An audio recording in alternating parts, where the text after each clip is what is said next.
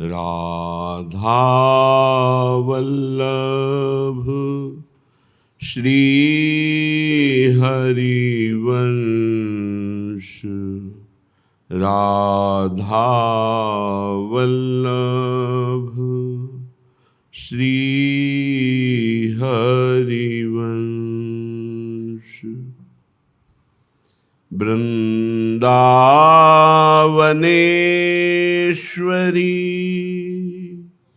तवैव पदारविन्दम् प्रेमामृतैकमकरन्द रसौघपूर्णम्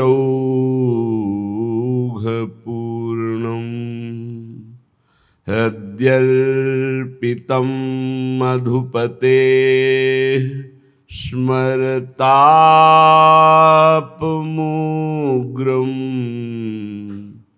निर्वापयत् परमो शीतलमाश्रयामि।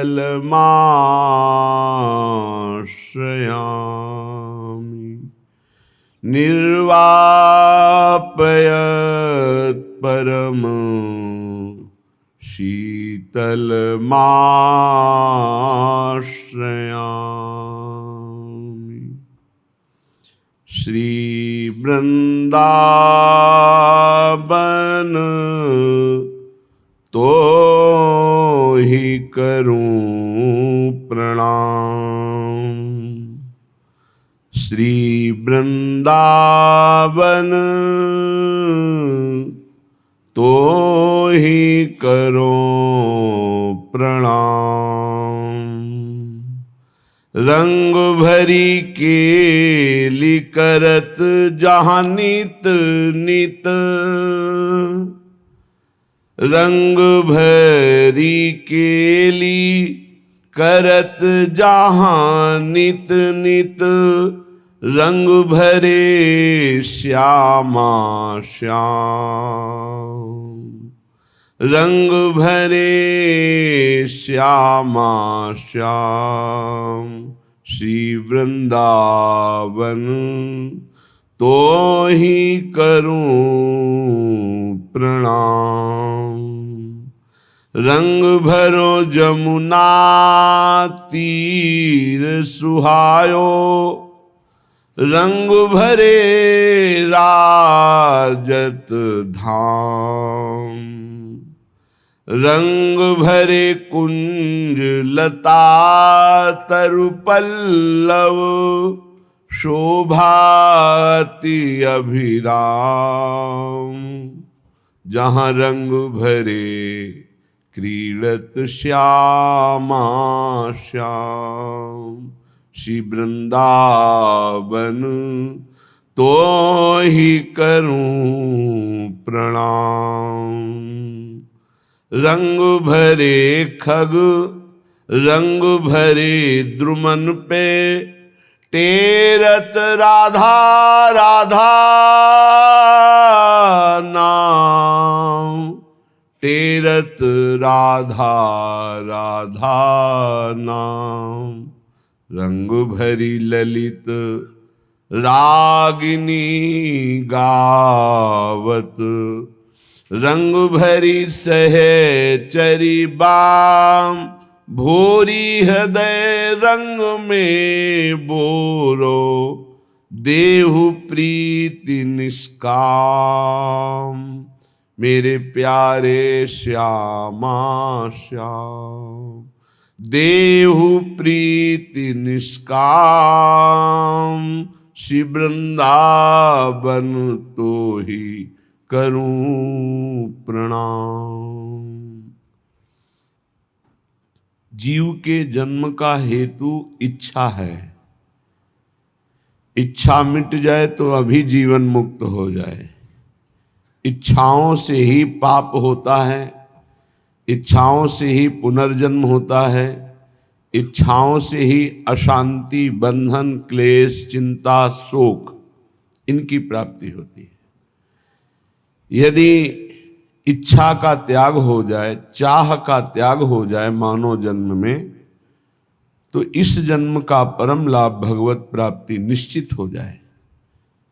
सकल कामनाहीन जे ते राम भगति रस लीन। प्रभु की भक्ति रस में लीन वही हो जाता है जिसकी सारी कामनाएं शांत हो गई हैं। ये कामनाओं का शांत होना बड़ा कठिन है। ऐसा लगता है कि इस कामना की पूर्ति से कामना की शांति होती है, पर भ्रम है। कामना की पूर्ति से और कामनाओं की उत्पत्ति होती है।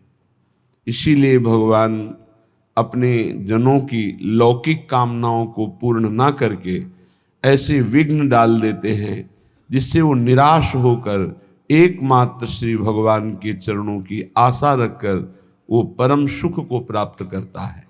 नहीं तो हमारी कामना, हमारी आशा, हमारी चाह जगत के भोगों को, जगत में जीने की।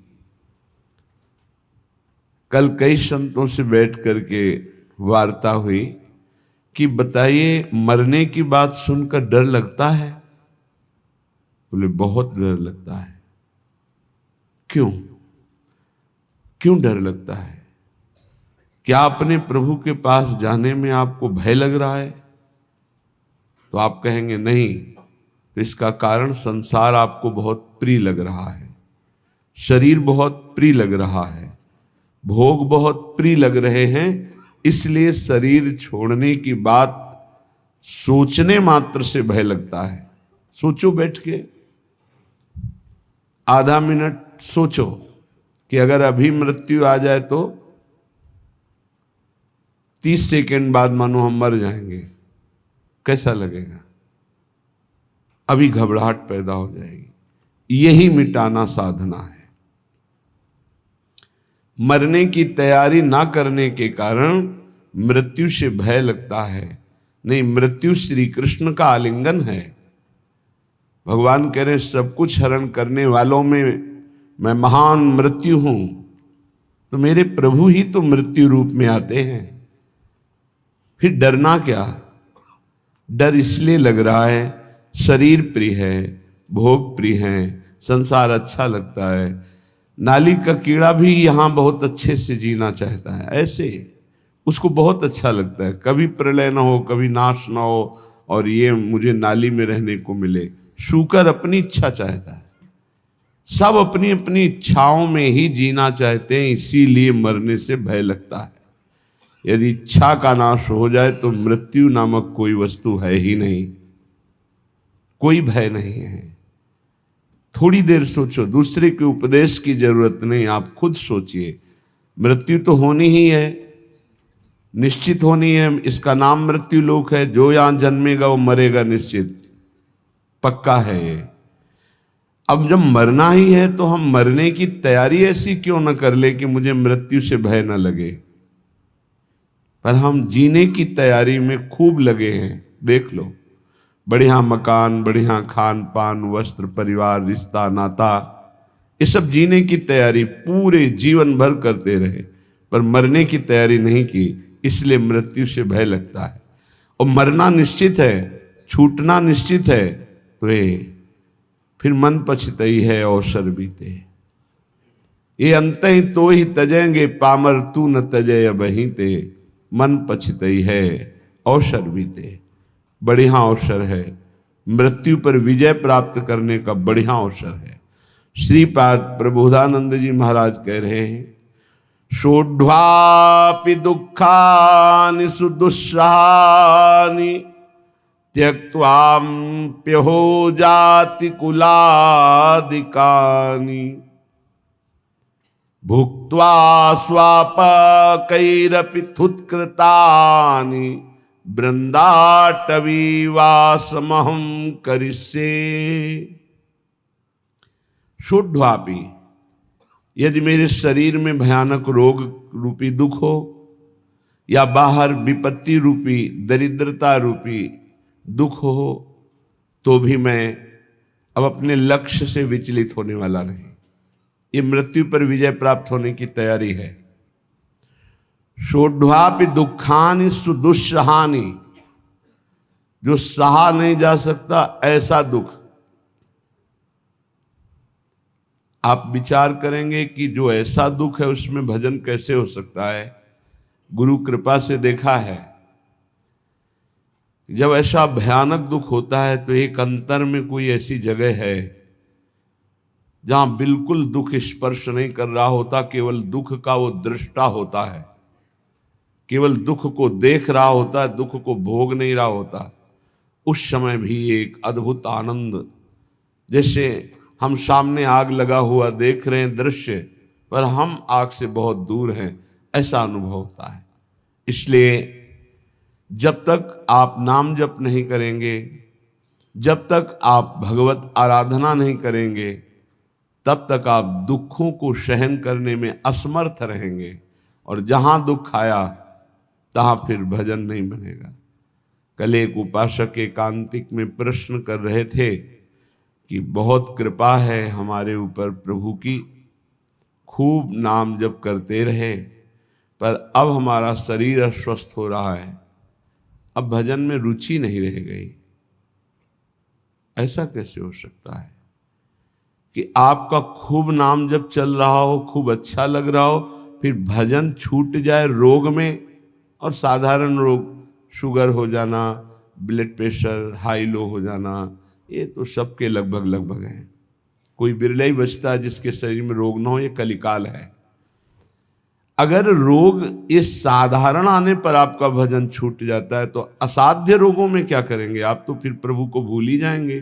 तो आपकी तैयारी क्या रही? तैयारी तो इसी बात की है कि भारी विपत्ति बाहर और अंदर शरीर रोग ग्रसित पर हम आपका भजन नहीं छोड़ेंगे। शुद्धापि दुखानि सुदुस्सहानि, ऐसा दुख जो सहा नहीं जा रहा, उस समय भी हम राधा राधा राधा राधा ऐसा रटेंगे। त्यक्त्वाप्य हो जाति कुलादिकानि, हमारे कुल के, हमारे जाति के, हमारे परिवार के त्यक्त्वा, हमें त्याग दे, तो भी मैं ऐसी परिस्थिति में भी प्रभु का स्मरण नहीं छोड़ूंगा। भुक्त्वा स्वापाकैरपि थुत्कृतानि, बहुत ऊंची बात कह रहे हैं कि यदि मुझे श्रीधाम वृंदावन का वास मिले, आश्रय मिले, और मुझे नीच जनों का जूठन पाना पड़े, तो मैं वो पा करके रहूंगा, पर अब मृत्यु की तैयारी में कसर नहीं रखूंगा, अब मृत्यु पर विजय प्राप्त करूंगा। धाम का आश्रय लेकर सत्संग करते हुए नाम वाणी में ऐसा चित्त डुबोऊंगा कि शरीर अस्वस्थ हो तो भी भजन न रुके, भारी विपत्ति हो तो भी भजन न रुके, परिवार के लोग हमें त्याग दें तो भी भगवद आश्रय न छूटे, और हमको जूठन मांग के खानी पड़े तो भी भगवद आश्रय नहीं छोड़ेंगे। ऐसे पुरुष को परम पद की प्राप्ति होती है। इतना धैर्यवान होना चाहिए। ये छुटपुट विपत्तियां, रोग, ये हमारे पाप कर्म के प्रभाव से ही आते हैं। हमको आनंद पूर्वक सहना सिखाता है सत्संग, शास्त्र, भजन, ये सामर्थ्य देता है। भजन नहीं तो बातों से नहीं सह पाओगे। इसीलिए यावत स्वस्थमिदम कलेवरम यावत च दूरे जरा, जब तक आपका स्वास्थ्य ठीक है, वृद्धावस्था दूर है, तब तक भजन कर लो। ऐसा अभ्यास कर लो कि किसी भी स्थिति में भजन न छूटे। घर छोड़ने के पहले गुप्त रूप से 4-4 दिन, 5-5 दिन भोजन का त्याग करने का अभ्यास गुप्त रूप से किया, क्योंकि हमको बाहर मिले ना मिले तो हम कैसे रह पाएंगे। पहले तैयारी की जाती है। एक एक को मृत देखा, एक एक को मृत देखा, माँ को, परिवार को, सबको। जब अंदर आ गया कि सब ये शरीर मृत हैं, और अंदर ही आ गया कि कई दिन भोजन न मिलने पर भी मैं भजन अपना नहीं छोड़ पाऊँ, नित्य निरंतर भजन करते हुए मैं बाहर परिवार से, भोजन से, सबसे विलग होकर के भी जी लूंगा। पहले अभ्यास किया, फिर निकल पड़े। जब निकल पड़े तो कदम पीछे नहीं, आगे। चाहे जितनी गाली, अपमान, दुख, सर्दी, गर्मी, बरसात, हर कष्ट सहते हुए पशुवत शरीर का व्यवहार, जैसे पशु ऐसे व्यवहार, जैसे पशु के न रजाई है न कंबल है, जो मिला सो खा लिया, जहां मिला वैसे पड़ा, ऐसे शरीर।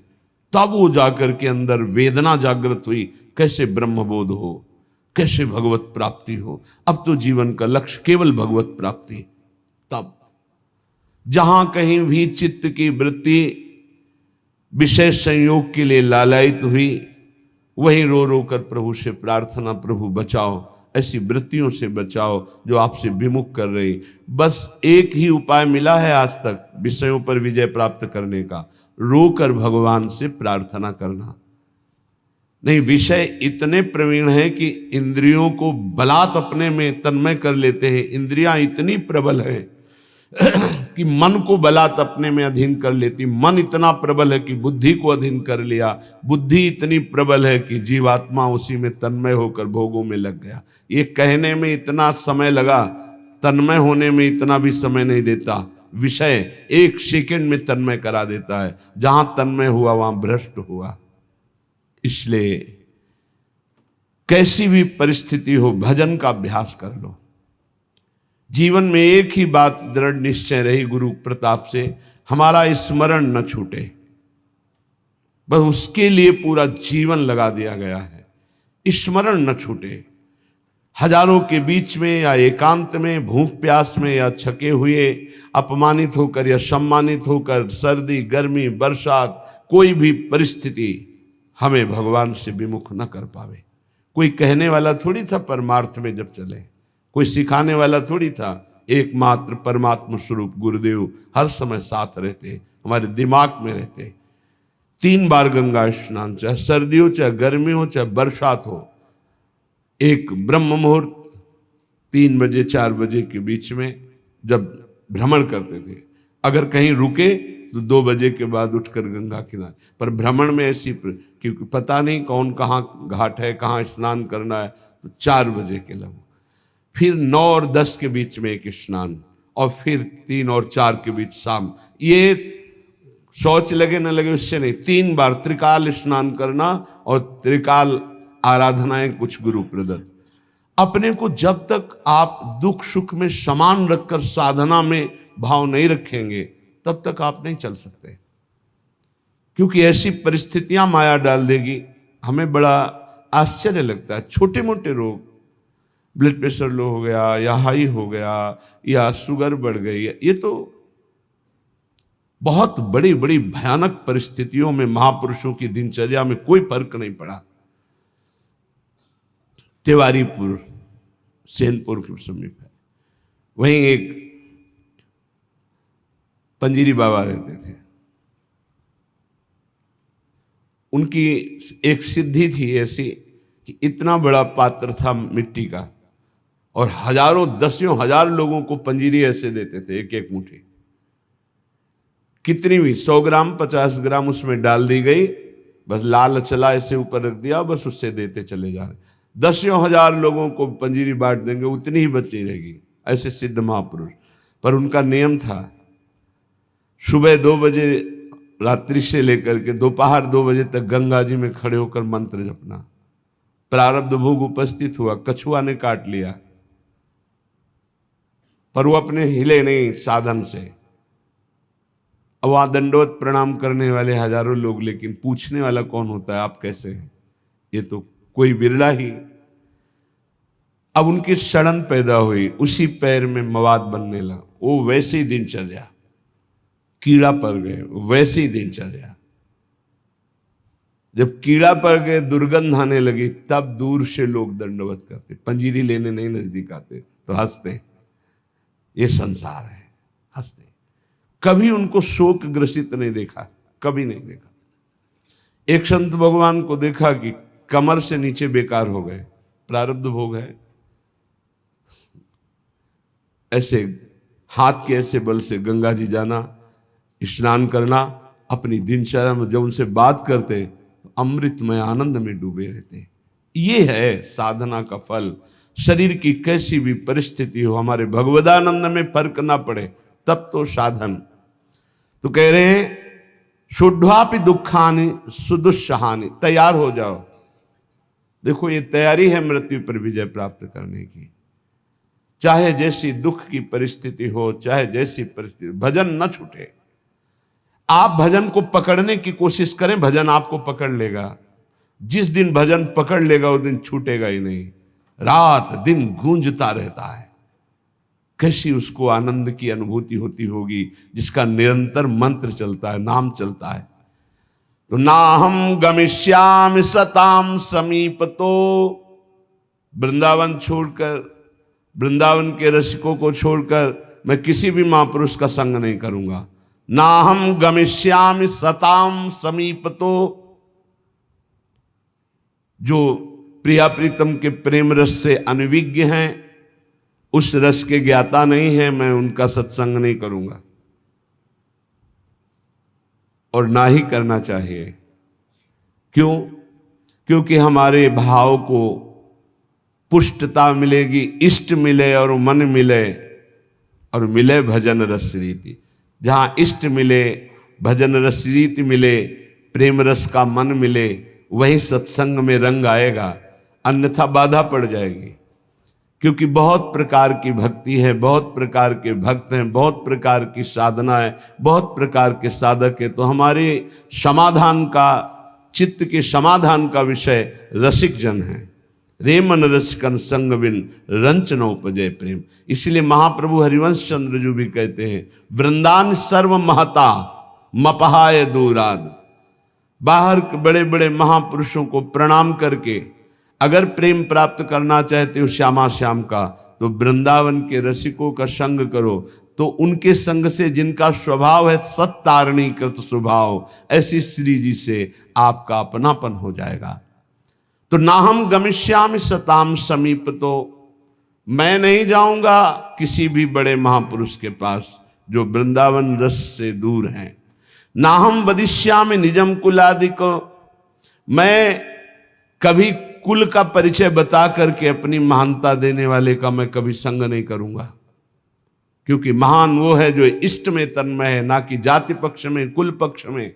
ऐसी महानता न विद्वान पक्ष की। विद्या रूप महत्व कुल धन यौवन अभिमान, इनका आदर नहीं होता। अगर इनका आदर होता है तो असत का आदर होता है, असत का संग होता है। श्रीपाद करे, ना हम वदिष्यामि निजम कुलादिकम, ना मैं अपने कुलादि का परिचय दूंगा और ना कुल का परिचय देने वालों का संग करूंगा।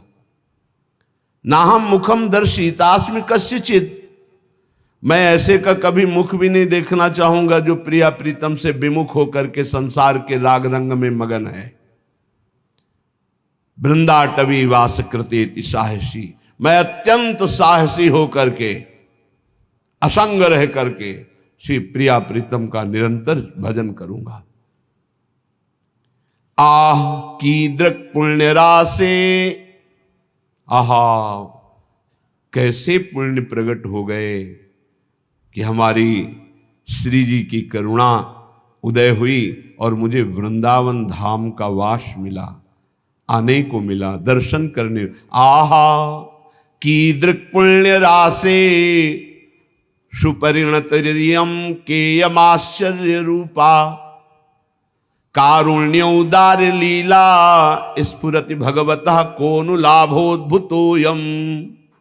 आहा, मेरे सारे पुण्य फलीभूत हो गए, मुझे वृंदावन आने को मिला, वृंदावन में दर्शन मिले बिहारी जी के, राधा वल्लभ जी के, राधा रमण जी के, रसिकों का संग मिला, मेरे पुण्य फलीभूत हो गए। आहा आहा, क्या आश्चर्य में करुणा उदारता प्रकट हुई कि मुझे परम रूप राशि श्री प्रियाजू के चरणों की शरणागति मिल गई, जो परम करुणा उदार का साक्षात वपु हैं। श्री जी के रूप का एक ऐसा प्रभाव कि रोए बिना नहीं रह सकते आप।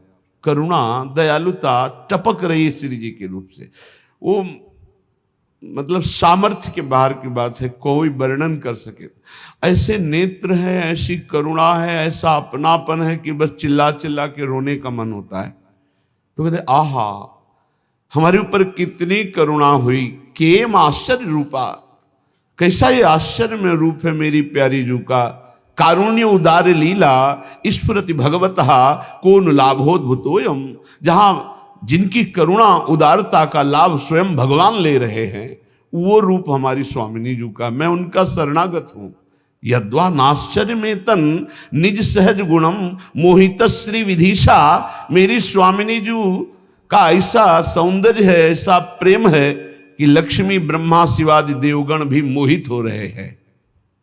यद्वा नाश्चर्य में तन निज सहज गुणम मोहित श्री विधि ईशा। श्री लक्ष्मी जी, विधि ब्रह्मा जी, ईश भगवान महादेव उच्चैर वस्तु, ऐसी दिव्य प्रेम वस्तु वृंदावन मिद मवन उयत स्वयं प्रादुरस्ते। मुझे वृंदावन की भूमि ने प्रदान किया।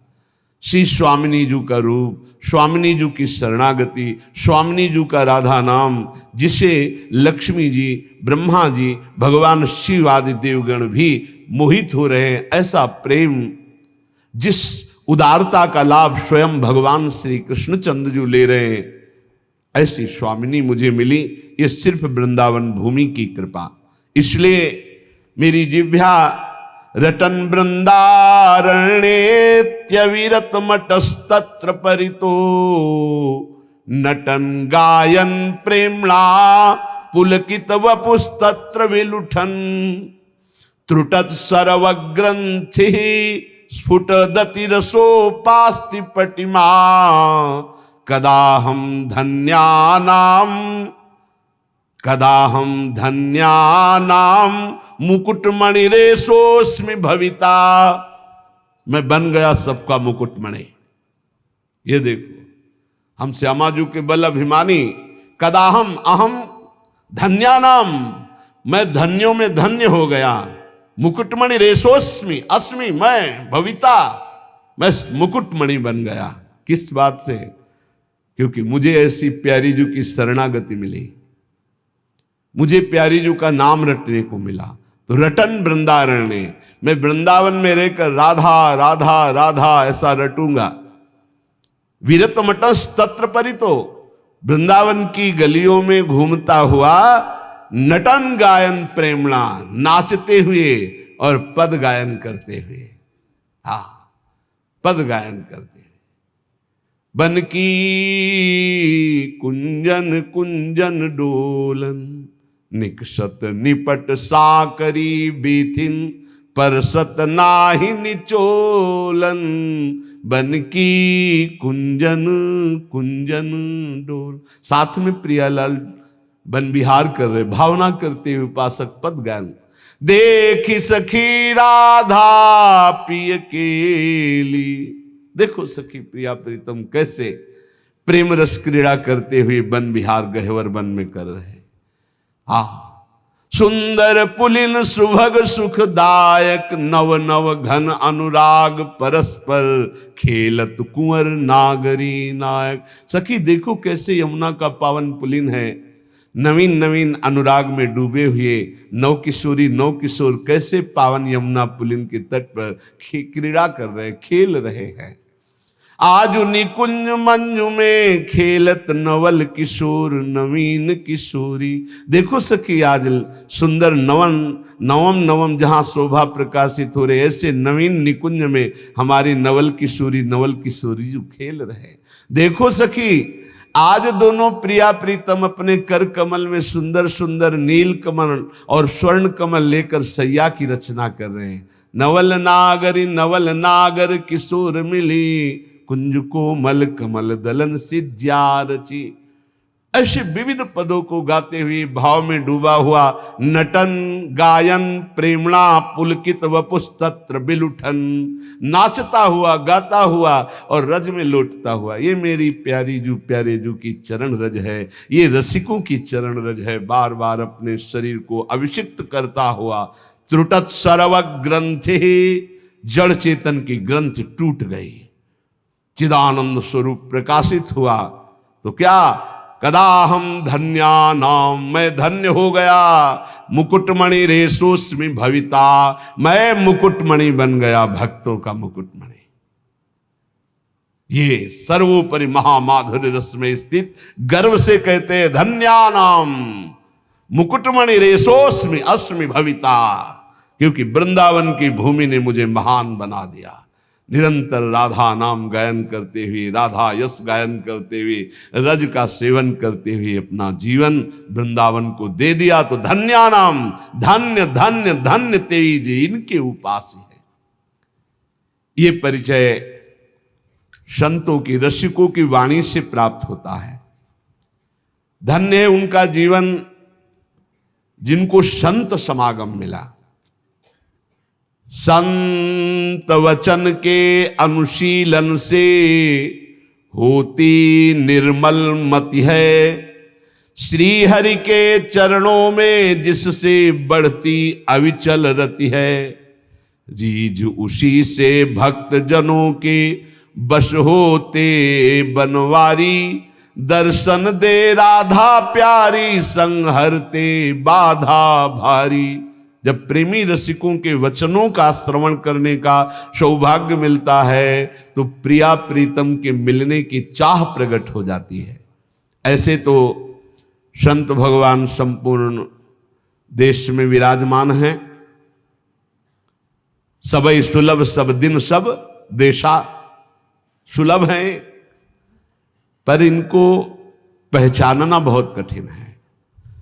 संतों की कोई दुकान नहीं होती है और ना कोई, जैसा लिखा है, ना कोई उनके साइन बोर्ड होते हैं जिससे उनकी योग्यता पहचान ली जाए। जो दुर्भागी जन होते हैं, कभी कभी भगवान की कृपा से उनको भी संत संग मिलता है। दुर्भागी खलऊ करें भली पाय सुसंगु, पर मिटे न मलिन स्वभाव भंगु। वो खल दुष्ट स्वभाव वाले लोगों को भी भगवान अवसर देते हैं, संत समागम जाओ। पर वो देखने, सुनने, मनन करने की योग्यता न रखने के कारण वो और कुछ देखते हैं और निंदा करके अपने दुर्भाग्य को और पुष्ट कर लेते हैं। हम यहां वार्ता कर रहे हैं सत्संग से परम लाभ लेने वाले श्रद्धालुओं की। सत्संगति दुर्लभ संसारा, निमिष दंड भरी एक बारा। यदि एक बार भी संत का संग पलक झपकने भल के समय को मिल जाए तो जीवन का परिवर्तन निश्चित होगा। संत संग की पहचान जीवन का परिवर्तन हो जाना। पर प्रायः ऐसे संतों का संग प्रायः नहीं मिलता। बहुतायत होती है संत के भेष में वासनाओं की पूर्ति करने वाले असंतों की। लिखा हम बोल रहे हैं। कभी कभी तो ऐसा कि संत के भेष में घोर पाखंड पाया जाता है, जिससे बड़ा भ्रम, बड़ी वंचना सतमार्ग की हो जाती है। इतना संदेह पैदा हो जाता है कि सौभाग्यवशात यदि कहीं सच्चे संत मिल जाएं तो उन पर भी श्रद्धा नहीं हो पाती। ऐसा झकझोर दिया जाता है। जन्मार्जितानि पापानि नाशमायन्ति यस्य वै सत्संगतिर्भवेत् तस्य नान्यथा घटते हिसा। बहुत जन्मों के जब सुकृत एकत्रित होते हैं, भगवान की कृपा करुणा बरसती है, तब संत संग का संयोग बनता है। हमारी श्रद्धा वहां समर्पित होती है। सत्संगो दुर्लभो अगम्यो अमोघस्य। अगर एक बार विशुद्ध संत मिल जाएं, पर मिलते भगवत कृपा से हैं, तो सच्ची कहते हैं उसका सारा काम बन जाएगा। सच्ची बात है, दोबारा फिर लिखा, सच्ची बात है। उस संत की प्राप्ति का मतलब है भगवत प्राप्ति। उस संत के संग का मतलब है भगवत साक्षात्कार। सच्चे संत का मतलब यह है कि तुम्हारा संसार का चक्र नष्ट हो जाएगा। निगमागम पुराण मत एहा, कहीं सिद्ध मुनि नहीं संदेहा। संत विशुद्ध मिलहि परि तेहि, चितवहि राम कृपा करी जेहि। निगम आगम पुराण समस्त शास्त्र सिद्ध मुनियों सबका एक मत है कि विशुद्ध संत उसे ही मिलते जिस पर भगवान की कृपा कोर हो गई है। यद्यपि सब पर भगवान की कृपा है, सब पर मोरी बराबर दया, पर जो माया के खिलौनों में मगन है उन्हें गोद में बैठाने के लिए भगवान विकल नहीं होते। पर जो उन खिलौनों से थोड़ा भी ऊब करके भगवान को पुकारा तो कृपा की वर्षा कर दी और महापुरुषों का संग दे दिया। यदि ऐसे संतों का संग मिल जाए तो उनकी वाणी, संतों का आशीर्वाद क्या होता है? उनकी वाणी, उनकी वाणी से तुम्हारे हृदय में संपूर्ण पापों का नाश करके संगम प्रकाशित हो जाएगा। कर्म योग, ज्ञान योग, भक्ति योग, इसका संगम प्रकाशित हो जाएगा। कह रहे जहां कर्म की कालिंदी में मिलती भक्ति की गंगा, सरस्वती हुए जहां ज्ञान की गूढ़ अगम में अभंगा। त्रिविध साधनों की बहती है सुंदर जहां त्रिवेणी, धन्य संत वाणी प्रयाग सी निश्रेयस निश्रेणी। कर्मयोग, भक्ति योग, ज्ञान योग, मानो कर्मयोग यमुना जी और परम ज्ञान योग सरस्वती जो गुप्त रूप में है, और प्रकाशित प्रगट भक्ति योग मानो गंगा जी, मानो गंगा यमुना सरस्वती का संगम। कर्मयोग, भक्ति योग और ज्ञान योग तीनों संत वाणी के द्वारा हृदय में प्रकाशित हो जाते हैं। भगवान व्यासदेव जी, वाल्मीकि जी, नारद जी, वशिष्ठ जी, सुखदेव जी, ये सब तो महान महान अवतारी पुरुष हैं। इन सबकी वाणी में जो शास्त्रों में वर्णन किया गया है, जो संतों ने वर्णन किया है, उसका जो अनुभव करके संत जन बोलते हैं, तो त्रिभुवन में कोई ऐसा नहीं है, अगर वो एक बार वाणी कान में पहुंच गई तो उसका परिवर्तन निश्चित है। उसके जीवन में भगवत प्रकाश निश्चित हो जाएगा संत वाणी से। निमिषार्ध, पलक झपकने के आधे समय के लिए भी यदि संत का संग हो जाए तो एक दिन ऐसा आएगा कि उसका मन हठात भगवान के चरणों में लग जाएगा। समय जरूर लगेगा। इसलिए प्रभु से प्रार्थना करो कि मुझे भगवत प्रेमी महात्माओं का संग मिले। प्रायः बड़े बड़े संतों ने भी यही मांगा है। अविरल भगति विरति सत्संगा चरण सरोरुह प्रीति अभंगा। आपके चरणों में अविरल भक्ति हो, संसार से वैराग्य हो तो कैसे हो? बोले सत्संगा, साधु संग से ही ये प्राप्त हो सकता है। बार बार बर मांगो हर्ष देव श्री रंग, पद सरोज अनपायनी भक्ति। अनपायनी भक्ति तो कहां से मिलेगी? बोले सदा सत्संग, वो संतों के संग से ही प्राप्त होती है। अनुभूति युक्त वचन संतों से ही प्रकट होते हैं। पढ़ लिख कर प्रवचन और अनुभूति युक्त वचन में अंतर होता है। पढ़ लिख कर जो वचन होते हैं वो खोखले होते हैं, उनमें दम नहीं होती कि सामने परिवर्तन कर सके, क्योंकि स्वयं का परिवर्तन नहीं हो पाया। संतों के वचन में यह अंतर होता है कि प्रभु की कृपा का कारण विशेष उन्होंने अनुभव किया है। अनुभव करके जो ही बोलते हैं तो वो शब्द कान में जाकर हृदय के अंधकार का नाश कर देते हैं। कोई ऐसी वस्तु नहीं जो संत कृपा से प्राप्त ना हो जाए, चाहे लौकिक हो चाहे पारलौकिक। या वै साधन संपत्ति पुरुषार्थ चतुष्टये, ताम बिना सर्वमाप्नोति यदि नारायणाश्रयः। भगवान श्री हरि के जो आश्रित जन हैं उनका यदि संग हो जाए तो यद्यपि कहा गया है कि चतुष्टय साधन होने के बिना ज्ञान नहीं हो सकता, पर ऐसे संत जो भगवत आश्रित है, उनके संग के प्रभाव से बिना अन्य साधनों के शुद्ध ज्ञान हो जाएगा और चारों पुरुषार्थ, धर्म अर्थ काम मोक्ष, चारों पुरुषार्थ प्राप्त हो जाएंगे।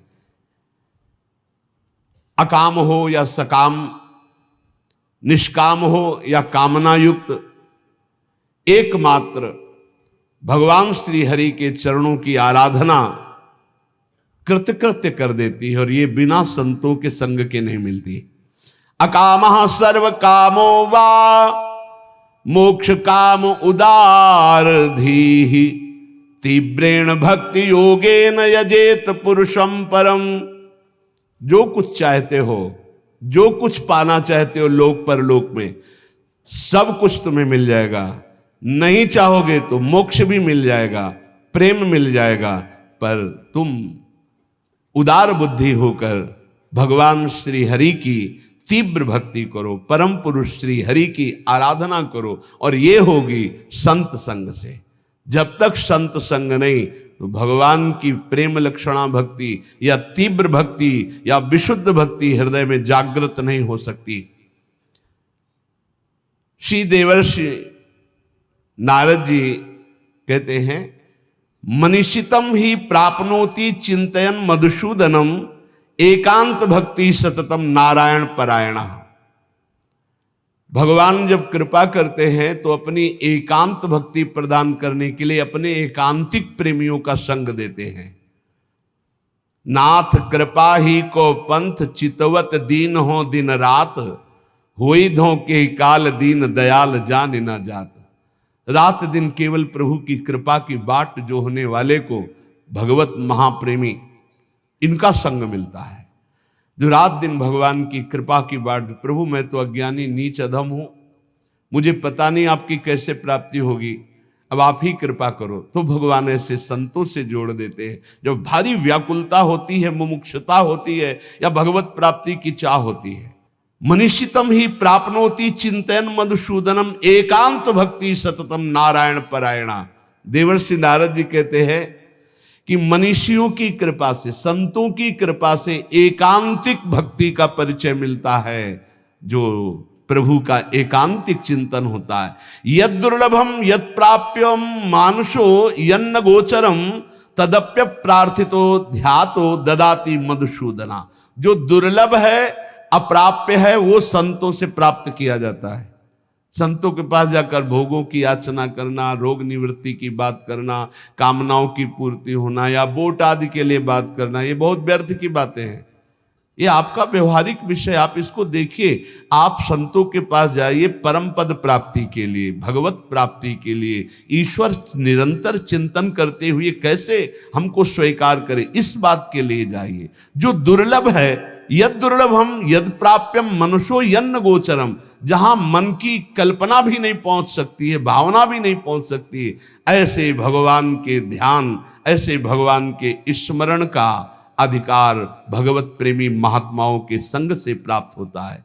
हृदय कृत्वा तथा कामान अभीष्टम द्विज पुंगवाह एकम नाम जपेद्यस्तु तत्कामान वाप्नुयात्। जो हृदय में कामनाएं भी रखते हैं भोगों की, यदि वो मेरी बात पर श्रद्धा कर ले कि एकमात्र नाम जप पर ध्यान दे, सारी कामनाओं की पूर्ति हो जाएगी। पहले नाम जप तुम्हारे दुख को प्रदान करने वाले पापों को भस्म करेगा। यदि आप चाहते हैं कामना की पूर्ति होगी। यदि आप कामना की पूर्ति ना चाहें तो भगवत प्राप्ति करा देगा नाम जप। यद भ्रू नर्तन वार्तिन्यो सिद्ध्योष्टौ नृपात्मज तमाराध्य श्रीकेश मपवर्गोप्य दूरतः। आठों सिद्धियां जिनके नाम में विराजमान हैं, वशीभूत हैं। आप राधा राधा राधा राधा नाम जप करके देखो, आप देख लो, मान लो हमारी बात, जो चाहोगे प्राप्त हो जाएगा।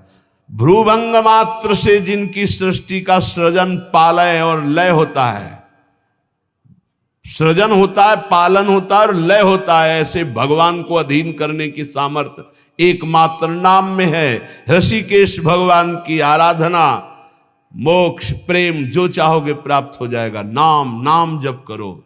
यश्च रामं न पश्येतु यम ही रामो न पश्यति निंदिता सा भवेल लोके स्वात्माप्येनम विगर्हति। धिक्कार है उसके जीवन को जिसने भगवान की तरफ नहीं देखा।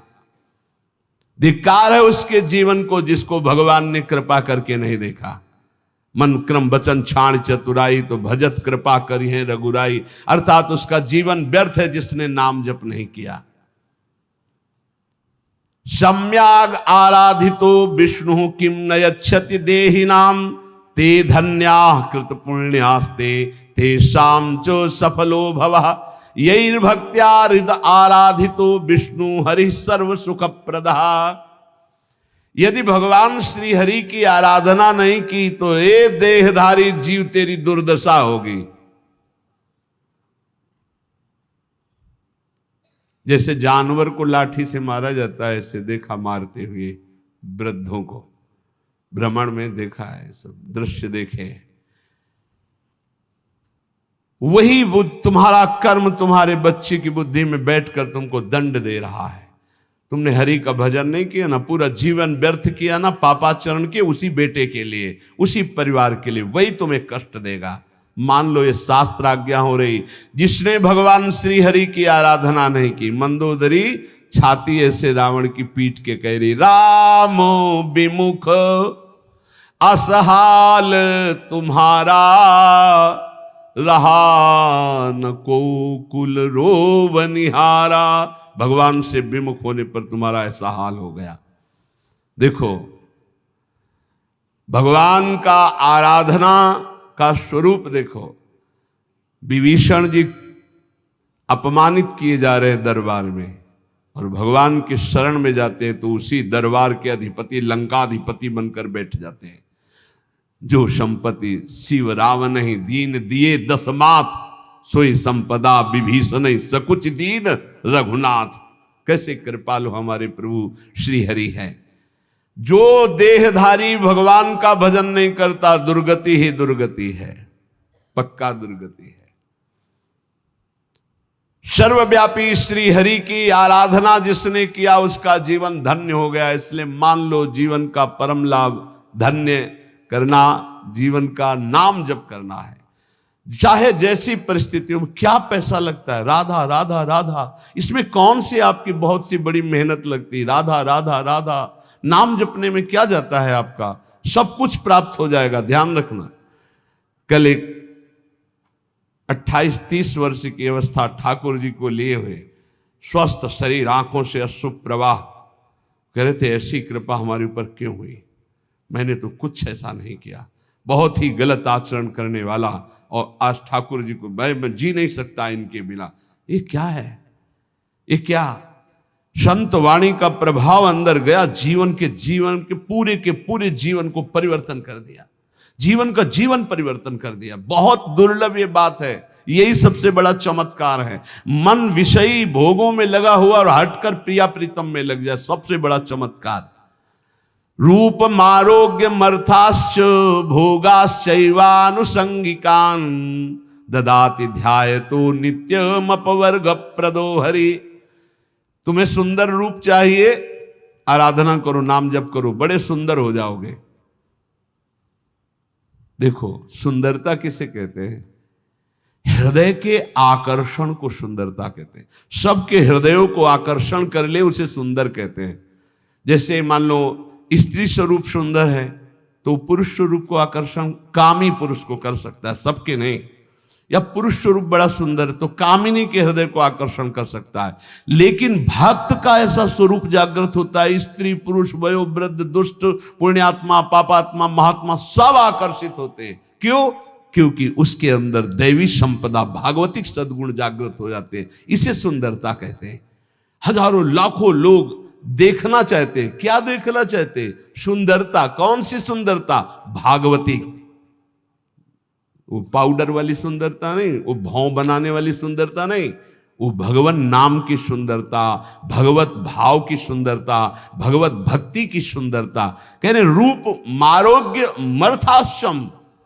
अगर रूप चाहिए तो हरि की आराधना करो, और आरोग्यता चाहिए तो हरि की आराधना करो। बोले आप कैसे नहीं आराधना कर रहे क्या? आरोग्यता तो हम रोगी नहीं है। रोगी मकान में तो रहते हैं लेकिन हम रोगी नहीं है। ना हम कभी रोगी थे, न रोगी हैं, न कभी रोगी रहेंगे। ना हम वियोगी हैं, न रोगी हैं। रोगी मकान में रह रहे हैं, ये मकान रोगी, तो सबके रोगी हैं। काम के रोगी, क्रोध के रोगी, लोभ के, ना जाने कितने विकारों के। यहां तो किडनी के रोगी हैं, न जाने कितने मिडनी के रोगी हैं। दिमाग खराब है विषयों में। यहां हम स्वस्थ हैं, स्वास्थ्य हैं। कोई ये मत समझना कि प्रेमानंद रोगी होता है। प्रेमानंद एक ही बात का रोगी होता है, प्रेम का, और किसी बात का रोगी नहीं होता। ये शरीर है, किसी का स्वस्थ नहीं है। जो शरीर में स्थित पुष्ट भी दिखाई दे रहे वो स्वस्थ नहीं है। मृत्यु के भय से भयभीत, काम क्रोध लोभ रोग से ग्रसित है। स्वास्थ्य वही है जो परमात्मा में स्थित है, भगवत भाव में स्थित है। ऐसा आरोग्यता प्रभु देते हैं कि भवरोग ही नष्ट हो जाता है, तो और रोगों की क्या बात। भवरोग ही नष्ट हो गया तो और रोगों की बात क्या। अर्थाश्च, अर्थ माने होता संपत्ति। इतनी बड़ी संपत्ति मिली है कि ब्रह्मा के पास भी नहीं है। कुंज महल की टहल सुख, दंपति संपत्ति पाई है। जैसे रूप लाल हित प्रीति सो जो 84 गाई है। हमें संपत्ति मिल गई, दंपत्ति प्रिया प्रीतम। हम कोई बोले रूप मारोग्य मर्थास्य भोगास्य वालुसंगिकान, बोले अद्भुत भोग की प्राप्ति। कौन सा भोग? बोले प्रिया प्रीतम की रस केली के दर्शन का भोग। जैसे ही हरिवंश निकट दासी जन लोचन चसक रसासो गटकत, रसासो गटकत, लोचन चसक रसासो गटकत।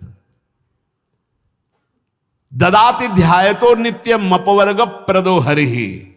जो हरि का ध्यान करने वाले हैं उनको रूप मिलता है, आरोग्यता मिलती है, संपत्ति मिलती है, भोग मिलता है। और ददाति भगवान नित्य अपवर्ग अर्थात मोक्ष सुख, नित्य सुख उसे प्रदान कर देते हैं।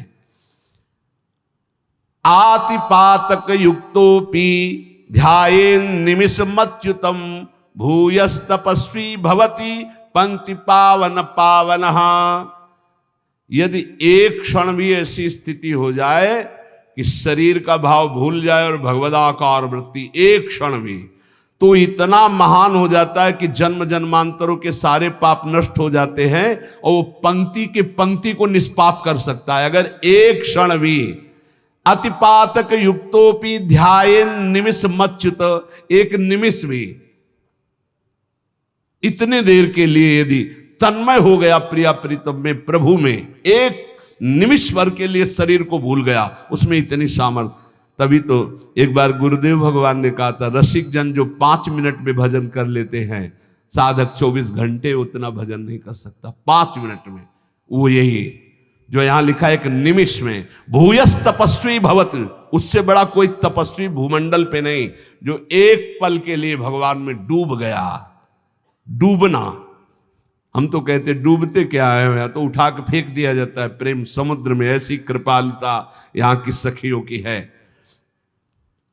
जिसके कान में भगवान का नाम नहीं पड़ा, कीर्तन नहीं पड़ा, कथा नहीं पड़ी, तो बोले स्वीडवराहोष्ट खरई संस्तुतः पुरुषः पशुः नयत कर्ण पथो पेतो जातु नाम गदाग्रजः। जिसके कानों में भगवान नाम नहीं पड़ा, भगवत चर्चा नहीं पड़ी, तो बोले वो नर पशु है। नर पशु, मनुष्य रूप में पशु है, वो कुत्ता है, वो विष्ठाभोजी सुअर है, वो ऊंट है, वो गधा है। ऐसा वर्णन करें।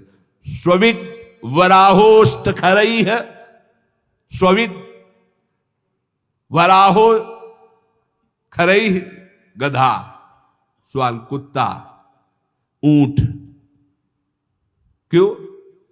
क्योंकि भगवान से विमुख है, तो बोझा ढो रहा है संसार का केवल गधे की तरह, कुत्ते की तरह। जैसे कुत्ता इस भोग से उस दरवाजे में खाने, ऐसे भोगों में भटक रहा है केवल। जैसे ऊंट है ना, कांटे की वस्तुएं खाने में बहुत अच्छा लगता है, ऐसे ही गंदे विषयों को भोगने में केवल अच्छा समझता है। जिसके कानों में भगवत चर्चा नहीं गई, जिसने अपनी जबान से भगवान नाम कीर्तन नहीं किया, वो पशु से भी गया गुजरा है। मनुष्य के कान बने हुए भगवत चर्चा सुनने के लिए, जबान मिली हुई है भगवत प्राप्ति के लिए। खूब नाम जप करे, नाम कीर्तन करे। कृपन देई पाई परो बिनु साधे सिद्धि होई, सीतापति सन्मुख समुझ जो की जय शुभ सोई। इसलिए मेरी बात मानो, पाए पर जाओ भगवान के, अर्थात भगवान की शरण में हो जाओ, सारी सिद्धियां अपने आप आ जाती है शरणागत के हृदय में। ये बात मान लो, मान लो, तुम्हारे किए नहीं होगा, प्रभु की शरण में हो जाओ। राम ही डरु करु राम सु ममता प्रीति प्रतीति, तो तुलसी निरुपदि राम को भय हारे हूं जीती। यदि भगवान का तुम्हारे हृदय में डर हो गया कि सर्वत्र भगवान मुझे देख रहे हैं, मैं कहां पाप करूं, कोई जगह ऐसी नहीं जहां मुझे भगवान नहीं देख रहे, तो बोले अगर ये प्रभु का डर आ गया और प्रभु की शरण में हो गए तो हार भी जाओगे तो जीता देंगे भगवान, हार भी जाओगे तो जीता देंगे। तुलसी निरुपति राम को भय हारे हो जीत, हार भी गए तो जीत जाओगे। इनका स्वभाव है जन अवगुण प्रभु मान न काऊ, दीन बंधुवती मृदुल स्वभाव। ऐसा स्वभाव कि एक बार शरण में हो गए तो तुम्हारा नाश नहीं होने देंगे, चाहे जितना पतित हो जाओ वो तुम्हारा उद्धार करके ही छोड़ेंगे, वो पतित पावन है। वेद पुराण संत मत एहू, सकल सुकृत कर फल राम सनेहू। समस्त साधना का फल है प्रभु के नाम में प्रेम हो जाए, प्रभु के चरणों में प्रेम हो जाए। इसलिए विनिश्चितम बदामि तेनान्यथा वचांसि में, हरिम नरा भजन्ति एति दुस्तरम तरन्ति ते। मैं तुम्हें सब शास्त्रों का निश्चित सिद्धांत बता रहा हूं, मेरी बात झूठ मत मानना। जो हरि का भजन करते हैं समस्त दुखों से, भव सागर से पार हो जाते हैं। और हरि का भजन उसी के हृदय में होता है जो हरिजनों से प्रीति करता है, हरि भक्तों से प्रीति करता है। भगवान ने भी श्री अर्जुन जी को जब बताया कि द्रव्य यज्ञ, स्वाध्याय यज्ञ, ब्रह्म यज्ञ, भगवद अर्पण यज्ञ, ये सब यज्ञ हैं, इन श्रेयान द्रव्य मयाद्यज्ञास ज्ञान यज्ञ परंतप, सर्वम कर्माखिलम पार्थ ज्ञाने परिसमाप्तये। अर्जुन, जितनी भी मैंने यज्ञ वर्णन की, द्रव्यमय यज्ञों से ज्ञान यज्ञ श्रेष्ठ है, क्योंकि ज्ञान यज्ञ में सब कर्म भस्म हो जाते हैं और जीव जीवन मुक्त हो जाता है। ज्ञान यज्ञ में एक होता है कृपा से ज्ञान की प्राप्ति होना, एक होता है साधन से ज्ञान की प्राप्ति होना। जब साधन से ज्ञान की प्राप्ति को होता है तो साधन चतुष्टय अगर नहीं है तो वो अज्ञानी ही है, चाहे जितना ज्ञान वर्णन कर रहा हो। पहला साधन चतुष्टय है विवेक, दूसरा है वैराग्य, और तीसरे में 6 साधन है, इसे षट संपत्ति कहते हैं। सम दम श्रद्धा उपरति तितिक्षा और समाधान, और चौथा है मुमुक्षुता। ये 4 बातें होने पर ही वो ज्ञान मार्ग का अधिकारी हो सकता है। विवेक, विवेक कहते हैं जिसके अंदर सत असत का ज्ञान हो। सत्य क्या है और असत क्या है, तो वेद कहता है ब्रह्म सत्यम जगन मिथ्या, पूरा संसार झूठा है। सत्य है इसमें तो केवल ब्रह्म है, अन्यथा नहीं। जैसे भगवान शंकर कह रहे उमा कहूं मैं अनुभव अपना, सत हरिभजन और जगत सब सपना, सपने की तरह मिथ्या। जैसे स्वप्न में कुछ भी सत्य नहीं होता, ये जगने पर पता चलता है, ऐसे ही संसार में भगवान के सिवा कुछ सत्य नहीं है। ये तब पता चलेगा जब तुम्हारे अंदर ज्ञान प्राप्त हो जाएगा, ज्ञान जागृत होगा। पहला है विवेक, सत असत का ज्ञान हो जाना, इसे विवेक कहते हैं। दूसरा है वैराग्य। वैराग्य का तात्पर्य है लोक परलोक के समस्त भोगों से भोगने की इच्छा का त्याग, भोग में सुख बुद्धि का त्याग, समीप भोग होने पर भोगने की न इच्छा होना, इसे वैराग्य कहते हैं। अब षट संपत्ति का वर्णन। बोले षट संपत्ति में सम, मन को इंद्रियों के विषयों से हटाकर अपने लक्ष्य में लगाना उसे सम कहते हैं, और इंद्रियों को विषयों से हटा करके लक्ष्य पर स्थित कर देना उसे दम कहते हैं। इंद्रिय और मन पर विजय प्राप्त करने को समदम कहते हैं, सम और दम। फिर श्रद्धा, शास्त्र और गुरु के वचनों में बिल्कुल ज्यों का त्यों विश्वास हो जाना, उसे श्रद्धा कहते हैं। फिर उपरति, उपरति कहते हैं जैसे हमारे अंदर भोगने की इच्छा है पर मैं भोगूंगा नहीं क्योंकि भगवत प्राप्ति करनी, इसे कहते हैं त्याग। भोग सामग्री है पर भोगने की इच्छा ही नहीं, इसे कहते हैं वैराग्य।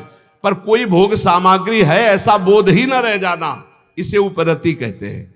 ज्ञान प्राप्ति के लिए त्याग वैराग्य से बढ़कर उपरति की आवश्यकता है। उपरति, वृत्तियों का किंचन मात्र भी कोई भोग है ऐसा ज्ञान न रह जाना उपरति कहते हैं। भोग है ऐसा ज्ञान ही न रह जाना।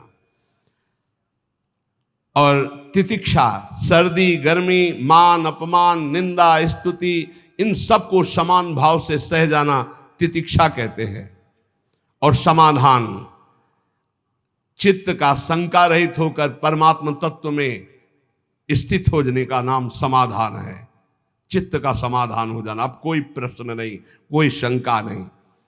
और चौथा है मुमुक्षुता, अब मैं मुक्त होना चाहता हूं, मुझे अब संसार से मुक्त होना। ये चार हो और फिर उसे किसी महापुरुष का संग मिले तो भगवान कह रहे तद्विद्धि प्रणिपातेन परिप्रश्नेन सेवया उपदेक्षन्ति ते ज्ञानम ज्ञानिनस्तत्वदर्शिनः।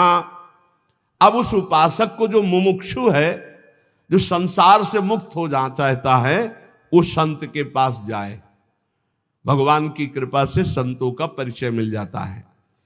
जब किसी महापुरुष के समीप जाए तो पहली बात ये समझ ले कि तुम्हारी श्रद्धा से ही कल्याण होने वाला है। उनके समीप तुम्हारी जितनी जोर की श्रद्धा उन पर होगी उतना ही आपके ऊपर प्रभाव पड़ेगा।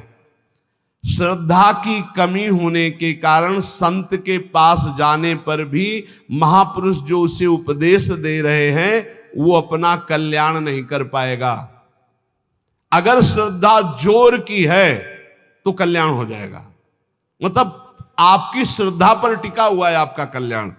वो संत महापुरुषों की वाणी तभी प्रभाव डालेगी जब आपके ऊपर प्रथम हृदय श्रद्धा जो करे, आचार्य जाय अनुसरे जहां जहां हरिवंश के। श्रद्धावान लभते ज्ञानम। अगर श्रद्धा में कमी है तो देखो दुर्योधन को भगवान समझा रहे हैं, लेकिन क्या समझ आई? क्या श्रद्धा में कमी इसलिए नहीं, भगवान समझा रहे हैं तो नहीं समझ में आई, नहीं कल्याण हुआ उसका। वो भगवान से कह रहा आप 5 गांव की बात कर रहे हो, मैं सुई की नोक भर नहीं दूंगा बिना युद्ध के। और भगवान बात कर रहे हैं, भगवान से कह रहा कि आप जानते हो कि आप ही धर्म को जानते हो, मैं धर्म को नहीं जानता। मैं जानता हूं, मैं जानता हूं, जानामि धर्मम न च मे प्रवृत्ति, मेरी प्रवृत्ति नहीं है, मैं जानता हूं धर्म को। भगवान की एक बात भी नहीं मानी। ऐसे ही कह रहे ज्ञानी महापुरुष के समीप तुम्हारी श्रद्धा जितनी अधिक होगी उतना लाभ होगा। इसलिए सबसे पहले कह रहे तद्विद्धि प्रणिपातेन, वो तत्वदर्शी तत्व ज्ञान प्राप्त महापुरुषों के पास जाकर के उनको पहले साष्टांग दंडवत करो। प्रणिपातेन, साष्टांग का तात्पर्य होता है मैं आपकी आज्ञा के अनुसार चलूंगा, मैं आपका शरणागत हूं। पूरा ऐसे हाथ उठा के जब हम साष्टांग जब करते हैं तो ऐसे करते हैं, हाथ उठाते हैं, फिर हाथ जोड़ते हैं, फिर लेट जाते हैं, उसे साष्टांग दंडवत करते हैं। प्रणिपातेन, ज्ञान की प्राप्ति के लिए संत स्वरूप सदगुरु के पास जाकर उन्हें साष्टांग दंडवत प्रणाम करे, अर्थात नीचवत सेवेत सदगुरुम। सदगुरु का सेवन अपने को सबसे नीच समझकर किया जाता है। अपने शरीर से गुरु का कभी निरादर तिरस्कार ना होने पाए, इसलिए जब गुरुदेव सामने हो तो नम्र हाथ जोड़कर सरलता पूर्वक उनके सामने पेश हो। जिज्ञासु मुमुक्षु उपासक को चाहिए कि उन गुरुदेव भगवान को सेवा के द्वारा प्रसन्न कर ले। अपने आप को उनकी आज्ञा के अधीन करना ही उनकी प्रसन्नता है।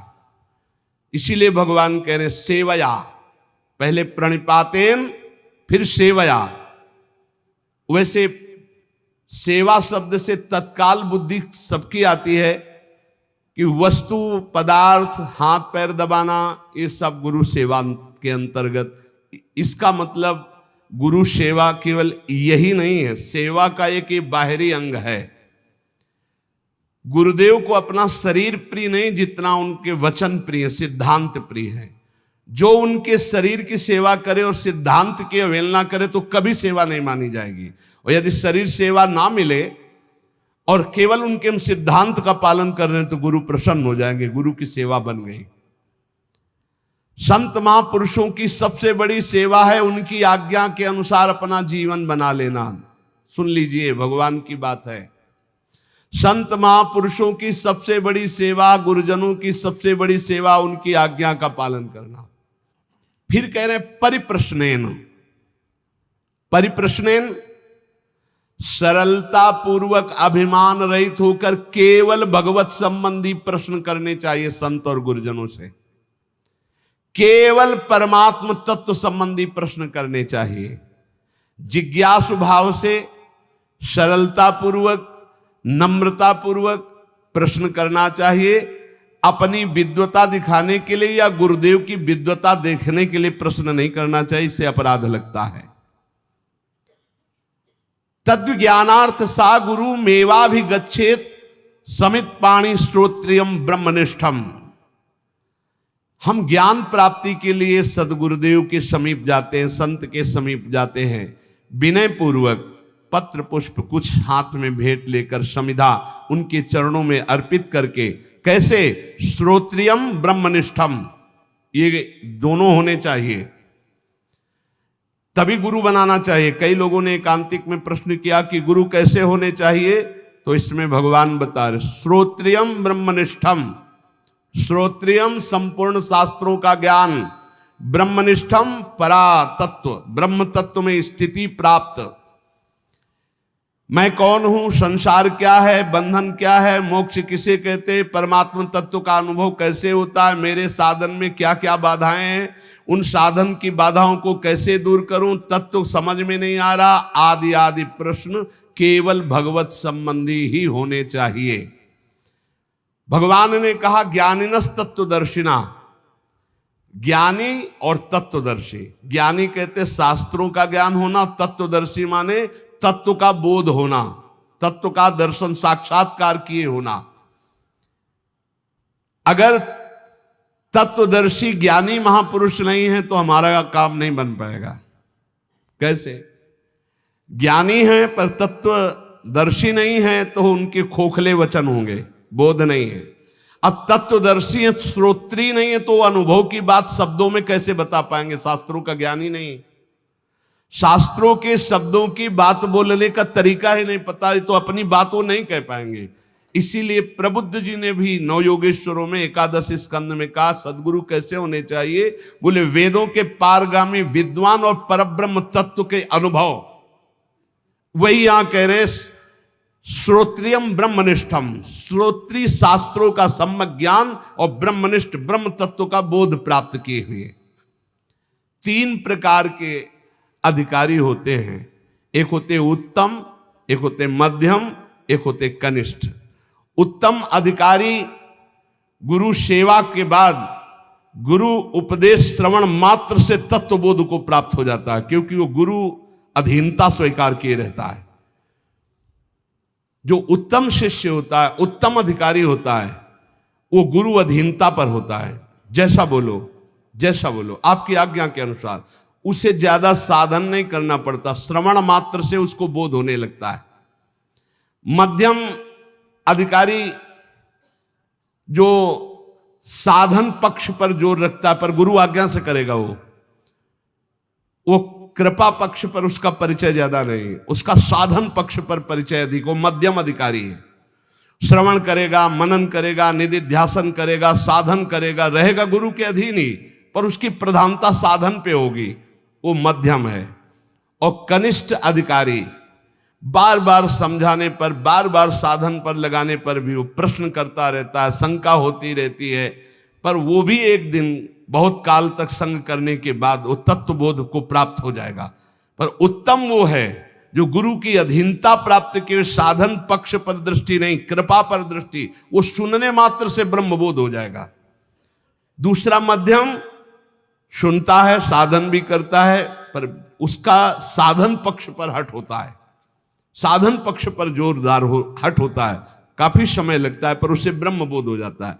तीसरा होता है खूब समझाओ, खूब साधन पे लगाओ, पर उसकी शंका निवृत्ति नहीं होती, ये प्रश्न, वो बहुत काल तक फिर जाकर वो संशय, जब बहुकाल करी सत्संगा तबे हो सब संशय भंगा, पर उसको भी ब्रह्मबोध हो जाएगा, पर समय लगेगा। अतः तत्वदर्शी गुरु की अधीनता भगवत प्राप्ति के लिए अत्यंत आवश्यक है। शिष्य की हर शंका का समाधान गुरु पर विशेष श्रद्धा होने पर हो सकती है। गुरु शास्त्रों के ज्ञाता और तत्वबोध संपन्न है तो उनकी बातों में बहुत ठोस पावर होगा, वो जो बोलेंगे परिवर्तन होके रहेगा। इसीलिए भगवान आदेश करते हैं ज्ञानिनस तत्वदर्शिना, ज्ञानी हो और तत्वदर्शी हो। ज्ञानी तो लाखों मिल जाएंगे, लेकिन तत्वदर्शी होना बहुत कठिन है। जो बोध संपन्न है और तत्वदर्शी, वही परम कल्याण कर सकता है। उपदेक्षंत ते ज्ञानम, ऐसे महापुरुषों के सामने साष्टांग दंडवत करके, उनकी सेवा शुश्रूषा करके, सरलता पूर्वक प्रश्न करने पर वे तुझे उपदेश करेंगे तत्व ज्ञान का। अगर भगवत प्राप्ति की भूख जग जाए तो सरलता पूर्वक भगवत प्राप्ति हो जाए, पर भूख नहीं जग रही भगवत प्राप्ति की, भोगों की भूख है, सुन सुना के भगवान के मार्ग में चल रहे हैं। जब किसी संत महापुरुष का विशेष भाव से आश्रय ले लिया जाता है, मेरे प्राण, मेरे जीवन, मेरे सब कुछ, तब भूख जग जाती है। पक्का संत संग का फल होगा कि हर क्षण आपके हृदय से निकलने लगेगा, मुझे भोग नहीं चाहिए, मुझे संसार नहीं चाहिए, मुझे भगवत प्राप्ति करनी, मुझे संयम से रहना है, मुझे भोगों का चिंतन भी नहीं करना है। ये अपने आप आने लगेगा, उनके संग का प्रभाव अपने आप आने लगेगा। उपदेक्षन्ति, जब कोई संत उपदेश कर रहे हो तो चुप सुनो, ज्यादा बोलने की जरूरत नहीं, बीच बीच में ऐसे नहीं, उनकी पूरी बात हो जाने दो, पूरा मनन करो, फिर उसमें अगर कोई शंका है तो फिर हाथ जोड़कर निवेदन करो। ऐसे लोग कभी कभी बात करते जैसे कर्जा लेने वाले से बात नहीं करते, ऐसे संतों से ऐसे बात की जाती है, ऐसा क्यों, फिर ऐसा क्यों। नम्रता, सरलता, अगर विनम्रता नहीं तो प्रश्न का उत्तर ही तुम समझ नहीं पाओगे। संतों से कैसे प्रश्न करे, भगवान कह रहे, प्रणाम करके, सेवा शुश्रूषा करके, विनम्रता पूर्वक, और जो वो बोले उसे हृदय में मनन करो।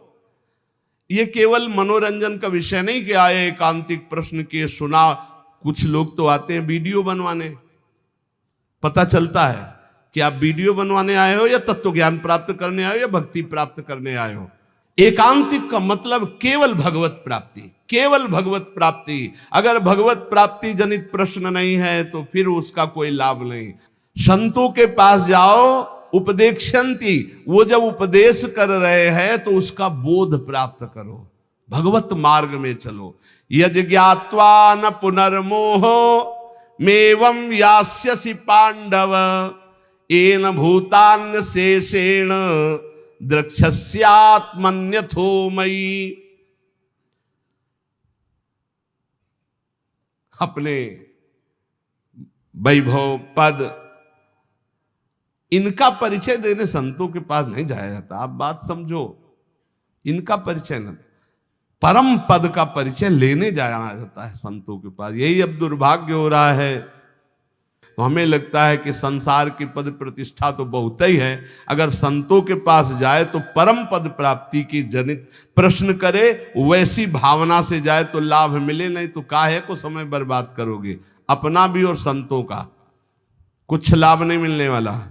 संतों के पास तभी लाभ मिलेगा जब अनंत भगवान से संबंध रखकर जाओगे, नहीं तो नहीं मिलेगा, अपराध बन जाएगा। संतों का संग भगवत प्राप्ति के लिए, संतों के यहाँ प्रश्न भगवत तत्व के ज्ञान के लिए, ये सांसारिक विजय के लिए मत मांगो।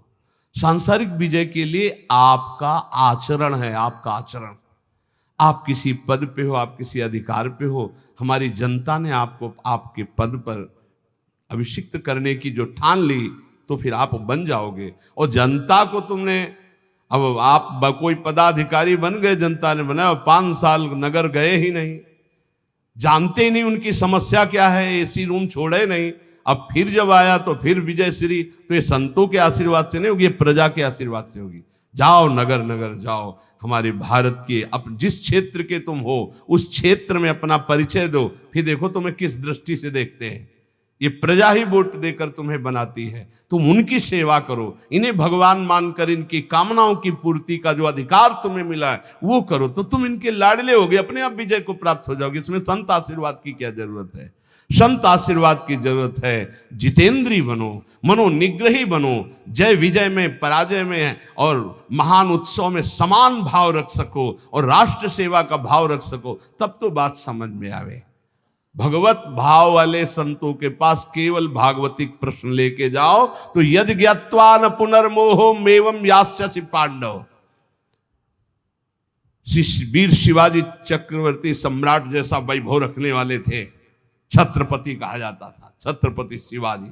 लेकिन जब संतों के पास जाते थे तो राजमद से अलग होकर साधारण बनकर नंगे पैर जाते थे, सर भी खुला, पादुका भी नहीं, अंगरक्षक केवल एक साथ, सब दूर राजवैभव।